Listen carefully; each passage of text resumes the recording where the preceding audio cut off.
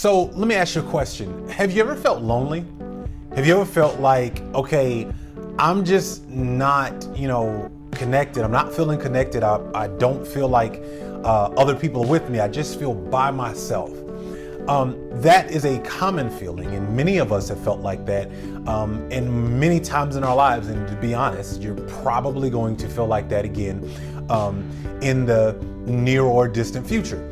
And so some people want to know, how do you get out of that? Because loneliness feels stuck. It feels like, man, there's just no connection anywhere, and I just kind of feel by myself. I get up, I go to work, I come home, I do kind of the same things all the time, and I just don't feel like any connection to it. And so what I want to do is talk to you about that today and what you can do to eliminate loneliness. And it actually comes down to a very simple premise.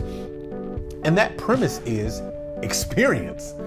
I mean, there's really no other way to say it but experience. I'm not sure if you noticed, but there's an entire world out here and it's waiting on you to experience it. Let's do something. So today I want to offer you 3 things that you can do in order to have more experience in life and remove the feeling of loneliness. So the first tip I want to give you really comes down to something that we have all around us, but we don't realize it because it's consumed our everyday. And to be honest, it's the technology. I mean, you think about it, right? With the click of a button, you can read a book on your phone, you can answer a phone, everything is about instant. I mean, think about how many alarms you have set for your calendar, your alerts for your social media, your alerts to certain emails. I mean, it's everywhere. And to be honest, it's starting to make us disconnect from the one thing that we really need, which is human socialization. The truth is, no matter how much we love our on-demand lifestyle that we're living, we need human interaction. Human interaction is so important.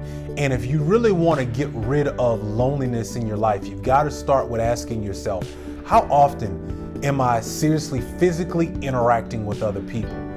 And I would even do a quick study, look at your week from Monday through Friday.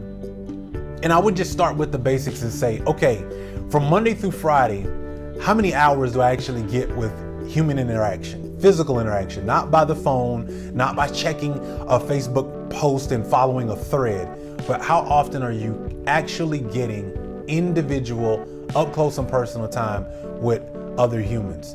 And then I would compare that to how much time you spend on social media, how much time you spend reviewing emails, how much time you spend on the on-demand things that happen, whether you're catching up on your DVR, list of things that you missed. I have one myself. Or you're having to review work that you need to get done and try to get ahead or stay ahead with the work that you're doing. But really compare and look at how much of that time is really quality time that I'm spending interacting with other people. Here's a big benefit of having this human engagement is that it increases the things that you actually have to talk about. I mean, I've been places, and obviously because I'm a professional speaker, I enjoy having conversation and I love interaction and I understand how to leverage it. But have you ever been somewhere and you run into somebody maybe that you haven't seen in a long time, or you're at a event and it just seems like every person you're talking to has nothing interesting to talk about? And it may not be all of their fault, but when you think about how much information do you really pay attention to? How many times do you interact with people on a weekly basis? Do you read things other than what follows your social media timeline? Are you paying attention to what's happening to the world globally? Those things help you have better conversations. And unfortunately, our children and this recent generation that is coming, all they know is device. All they know is an iPad, a click, a social media thread. And so they're used to bits of information and stringing it together, but what they're not really good at is actually having conversation. And so I highly encourage you today, and I'm going to challenge you as well, because that's my responsibility to you in listening or watching this today, is that I'm going to encourage you to have some serious human interaction. Have new conversations. Think of a topic or read something that's going on in the world today and infuse that into your weekly dialogue and see what just happens. You might actually like it. The other benefit to increasing your human engagement is the fact that it continues to develop your soft skills. And I will not tell you how many HR departments, how many companies, how much research goes into soft skill development. And people think, oh, I can just go attend a class or I can just go do these other things. And you don't have to pay for soft skill training. Guess where you get it from? From life. Getting outside of your house, getting out the door, interacting with other people. It can be as simple as those in your household, or how about those in your neighborhood? How about going in different places and settings and speaking to people and getting to know somebody down to the street at the coffee shop? You know, research shows that cities that have walkable neighborhoods in communities, along with those who are engaged in their religious community, are more likely to experience happiness and a sense of belonging. And so I highly encourage you today to find a place, go to a coffee shop, call up some friends, or how about go make a new one, or how about pick an event once a month that's on a social calendar out there. You can find them all over your city, and go to a new event once a month. This way, it gears you up. You get a little excitement because you're getting to know new people. You're going into a new environment. So you're going to be very much aware. Your brain's actually going to be turned on instead of autopilot. And now you get an opportunity to meet some new people. Why not do that? This is what's going to help you remove that feeling of loneliness. Number 2, I want you to truly remember what life was like without your cell phone.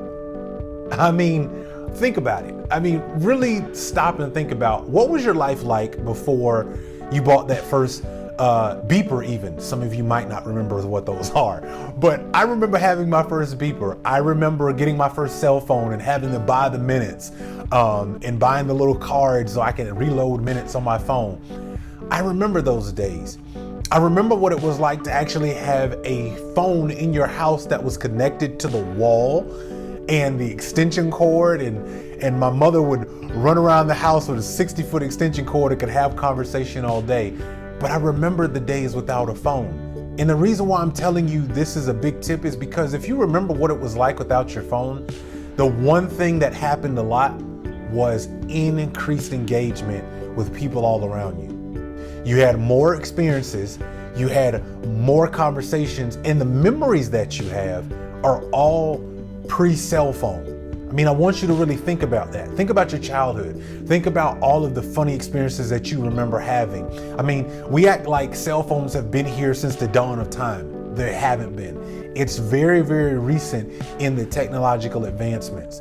And so I just want you to think about what was life like before you had a cell phone? What did you do? And so my tip to you is have a day where there is no cell phone. Have a weekend without a cell phone. And truly, engage. What would you do? How creative could you be in engaging other people?